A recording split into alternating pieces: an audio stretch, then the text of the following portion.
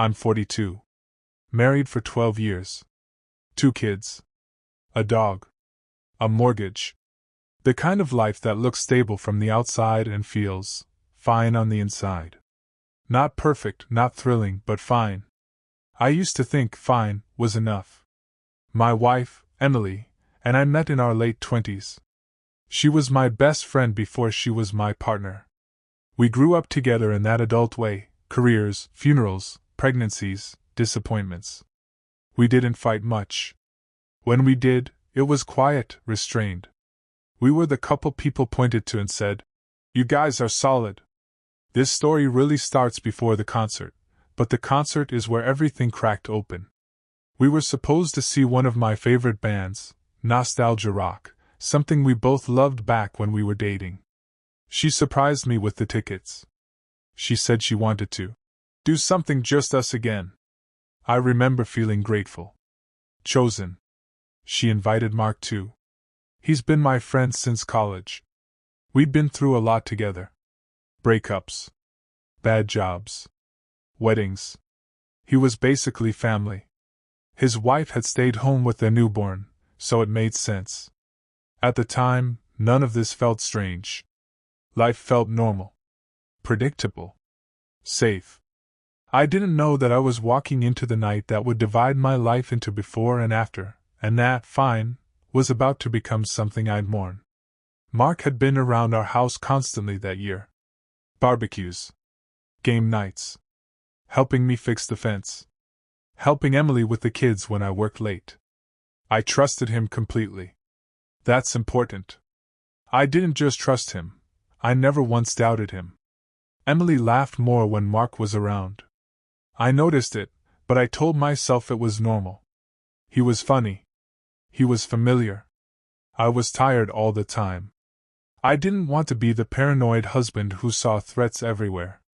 There were small things. Texts that stopped when I walked into the room. A look they shared that felt private. Inside jokes I wasn't part of. I noticed, then dismissed it. I always dismissed it. Emily told me I was distant. That I was emotionally unavailable. That she felt lonely even when I was home. I felt guilty about that. I worked longer hours. I tried harder. I didn't know I was competing with someone who already had her in ways I couldn't see. Mark started coming to Emily for advice. Marriage stuff. Parenting stuff. I remember thinking it was healthy. Vulnerable. That's how blind I was. Looking back, the red flags are screaming. But at the time, I wrapped them in trust and called it love. I thought betrayal looked dramatic. Sudden. Obvious. I didn't know it could grow quietly in your living room while you were sitting right there. The venue was packed. Loud. Hot. That kind of chaotic energy that makes you feel younger than you are. Emily looked incredible. I remember thinking that. She wore a jacket I hadn't seen before, her hair different, confidence in her posture I hadn't noticed in a while. Mark bought the drinks. We joked. We laughed. I remember thinking, this is good. This is us. At some point during the second set, I went to grab merch. When I came back, Emily and Mark were gone. I figured bathroom or bar. No big deal. 10 minutes passed. Then 20. I texted Emily. No response. I checked the bar. Nothing. I walked the perimeter of the venue, feeling annoyed but not worried yet. The music felt louder, harsher. I kept scanning faces. I texted again, "Where are you?" Still nothing. That's when the thought hit me, not fully formed, just a flicker. A wrongness in my stomach. I hated myself for it. I told myself I was being ridiculous. I walked toward the restrooms. Mostly out of frustration. Outside the men's room, I heard Mark's laugh. Low. Intimate. I froze. I told myself there was a reasonable explanation. That I was about to embarrass myself. I pushed the door open anyway. Some instincts are stronger than denial. I didn't catch them having sex. I caught them just after. That's almost worse, because there was no ambiguity. Emily was adjusting her jacket. Mark was too close to her. His hand was still on her waist like it belonged there. They were whispering. Smiling. When they saw me, everything stopped. Emily's face drained of color. Mark stepped back like he'd been burned. "What the hell is this?" I heard myself say. My voice didn't sound like mine. Emily started crying immediately. Mark opened his mouth, then closed it. No excuses. No confusion. Just guilt. "It's not," Emily began. "Don't," I said. I felt strangely calm, like my body had shut something off to survive. People were coming in and out of the bathroom. Someone bumped into me. The world kept going. "I can explain," Mark said. I laughed. A short, broken sound. "You're explaining this right now?" Emily tried to touch my arm. I pulled away so fast it startled both of us. "How long?" I asked. She didn't answer. Mark looked at the floor. That silence was the loudest thing I've ever heard. Security told us to move along. Like we were just drunk idiots causing a scene. I walked out into the noise of the concert, the music pounding through my chest, and realized I had just lost two of the most important people in my life in a bathroom that smelled like piss and regret. I didn't cry. Not yet. I felt hollow. We didn't speak on the way out. Emily followed me like a stranger. Mark disappeared. I didn't look for him. I didn't want to see his face again. Outside, the night air felt wrong. Too cold. Too real. In the parking lot, Emily finally spoke. "Please don't do this here." "Do what?" I asked. "Acknowledge reality?" She said my name the way she used to when she wanted comfort. It made something inside me snap. "How long?" I asked again. She whispered. 6 months. 6 months. That meant holidays. Birthdays. Family dinners. That meant lying to my face every single day. I punched the side of my car. Not hard enough to break anything. Just enough to feel something. "I was lonely," she said. "You weren't there." I stared at her. I wanted to understand. I wanted to scream. I wanted to rewind time. "You could have left," I said. "You could have talked to me. You didn't have to do this." She cried harder. Said it just happened. Said she never meant to hurt me. Said she loved me. I laughed again. "You fucked my friend in a bathroom." She flinched like I'd slapped her. On the drive home, she kept talking. Apologizing. Explaining. Justifying. I don't remember most of it. I remember thinking, this is the last car ride we'll ever have as the people we were. That thought hurt more than the betrayal. Because I liked those people. I trusted them. And they were gone. I slept on the couch. Or didn't sleep. I stared at the ceiling while Emily cried in the bedroom we'd shared for over a decade. My phone buzzed. Mark. I blocked him without reading it. I felt numb, then furious, then numb again. My mind replayed images I hadn't even seen. I hated myself for imagining them together. For wondering who started it. For wondering if she loved him. At 3 a.m., Emily came out and sat on the floor near the couch. She didn't touch me. "I'll do anything," she said. "Therapy. Transparency. I'll cut him out completely." I asked the question I'd been avoiding. "Are you in love with him?" She hesitated. Just for a second. That was enough. "I don't know," she said. I rolled over and faced the back of the couch. I felt like I was dissolving. Like my identity, husband, friend, provider, had been pulled out from under me. The kids slept peacefully down the hall. That felt cruel. How could the world still be intact when mine had collapsed? I didn't tell anyone that night. I didn't want pity. I didn't want advice. I didn't want reality confirmed by someone else's voice. I wanted to wake up and have it not be true. But morning came anyway. It always does. The next day was a blur of logistics. Who would take the kids to school? Who would work from home? Who would pretend nothing was wrong? Emily kept apologizing. Over and over. Each apology felt smaller than the last. That afternoon, Mark showed up at the house. I don't know why he thought that was a good idea. I opened the door and just stared at him. He looked wrecked. Red eyes. No confidence. The man I trusted with my life couldn't even meet my gaze.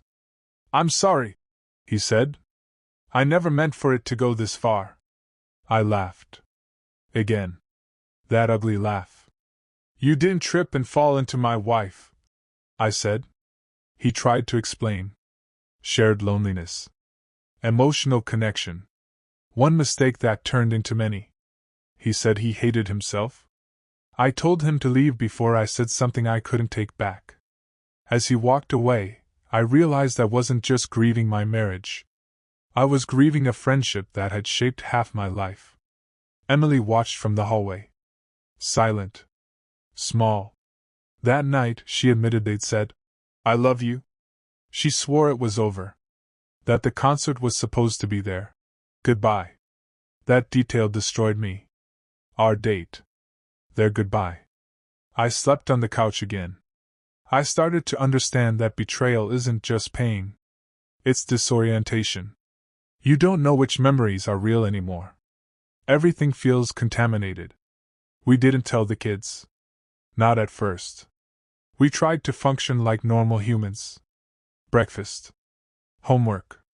Bedtime stories. I felt like a ghost in my own house. Emily started therapy immediately. Individual and begged for couples. I agreed, mostly because I didn't know what else to do. In therapy, she cried. I sat there stiff, arms crossed, trying not to explode. The therapist talked about rebuilding trust. About unmet needs. About communication. I wanted to scream that none of that mattered. That she had crossed a line you don't come back from. But I also wanted my family. I wanted my life back. I hated myself for wanting that. At night, I lay awake imagining them together. I compared myself to Mark. Wondered what he gave her that I didn't. Wondered if I'd failed her somehow. Shame crept in. Shame I didn't earn. Friends noticed I was distant. I lied. Said work was stressful. I wasn't ready to tell the story out loud. Saying it made it real. Emily tried hard. Too hard. Constant check-ins. Location sharing. No privacy. Trust doesn't come back because someone behaves perfectly. Sometimes that makes it worse. Like a performance. I felt trapped between anger and love. Both hurt. Secrets don't stay buried. Mark's wife found messages. She called me, sobbing, apologizing for something she didn't do. That conversation broke something open. The fallout was immediate. Families took sides. Mutual friends went quiet. Some told me to forgive. Some told me to leave. Everyone had opinions. Emily hated that people knew. I hated that she cared. The kids eventually noticed. The tension. The silence. The way we avoided each other. We told them we were working through some stuff. That was a lie, but not the worst one we told. My mental health tanked. Panic attacks. Sleepless nights. I lost weight. I snapped at coworkers. One night, I realized I hadn't felt joy in months. That scared me more than the anger. I started therapy on my own. I said things I didn't want to admit. That part of me would never trust her again. That I didn't know who I was without this marriage. The therapist asked. If nothing changed from this moment on, could you live like this forever? I didn't answer. I knew the answer. I just wasn't ready to say it out loud. The decision didn't come with clarity or peace. It came with exhaustion. One night, Emily asked if I still loved her. I thought about it for a long time. I love who I thought you were, I said. I don't know who you are now. She cried. I didn't. That's when I knew. We decided to separate. Not dramatically. Quietly. Like everything else. She moved into a small apartment nearby. We split custody. We told the kids the truth in careful, age-appropriate pieces. They cried. They asked if it was their fault. That almost killed me. Mark tried to reach out again months later. I never responded. I heard he and his wife divorced too. That knowledge didn't bring satisfaction. Just sadness. Some nights, I miss Emily terribly. Other nights, I feel relief so strong it scares me. Healing isn't linear. Some days I feel strong. Others I feel like I'm back in that bathroom, watching my life unravel. But I'm learning that staying would have cost me myself. And I'd already lost enough. It's been a year. I live in a smaller place now. It's quiet when the kids aren't here. Sometimes too quiet. Emily and I co-parent. We're civil. Sometimes even kind. There's a distance that never closes. Trust never came back. Not really. Even when she tried, even when I wanted it to. I still think about that night. The music. The laughter. The moment before I knew. I don't regret leaving. I regret that it had to happen at all. If you're reading this and ignoring your gut, don't. If you're lonely, speak up. If you're tempted, step back. And if you're betrayed, know this, you're not crazy. You're not weak. You're grieving something real. I still am. Probably always will be. There are things that don't leave, even when the person does. I still flinch when someone checks their phone too quickly. I still notice exits in crowded places. I still replay conversations, wondering what was real and what was performance. People assume time fixes things. It doesn't. Time just gives the pain new shapes. I dated once. Briefly. She was kind. Honest. I could tell. And that terrified me. I didn't know how to exist in something that didn't feel like it might explode. I ended it before she could get close enough to hurt me. That's the part no one warns you about. Betrayal doesn't just take something away. It rewires you. Emily apologized again a few months ago. Not for the affair, but for the long-term damage. She said she sees it now. I believe her. That doesn't change anything. Sometimes I wonder if I should have fought harder.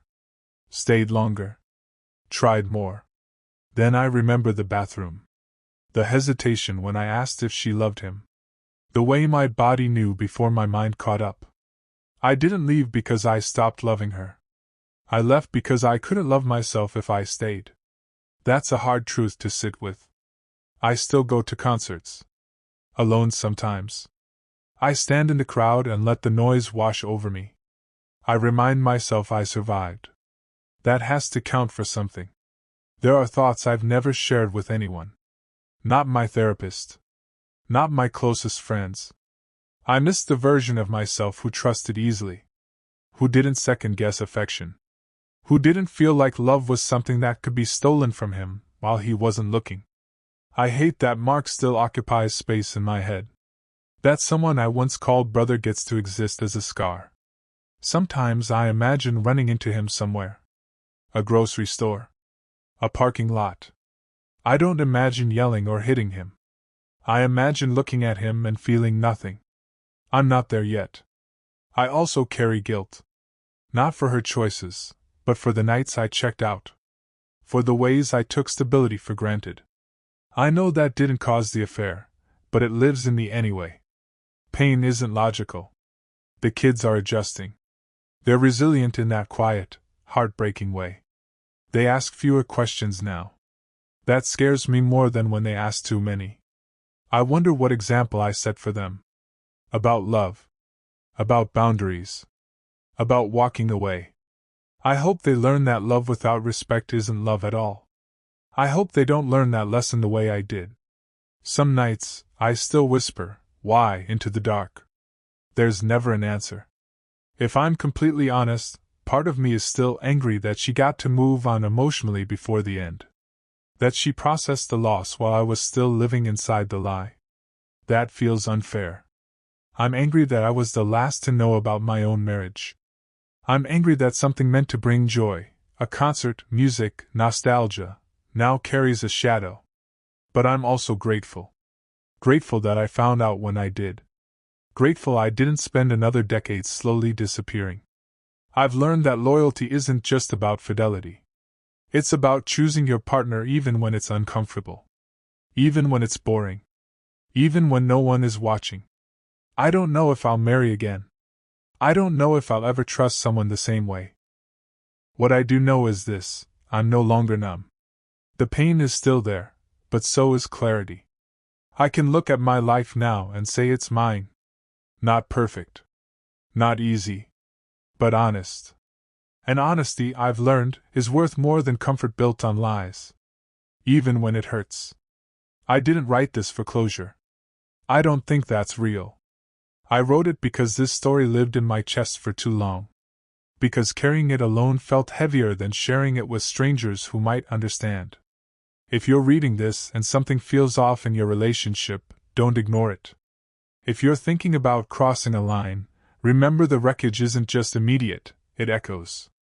And if you're the one left behind, standing in the ruins, wondering how everything collapsed so quietly, I see you. You're not weak for loving. You're not stupid for trusting. You're human. I still think about the man I was before that night. I miss him. But I'm learning to respect the man I became after. He survived betrayal. He chose himself. He kept going. That has to be enough. For now.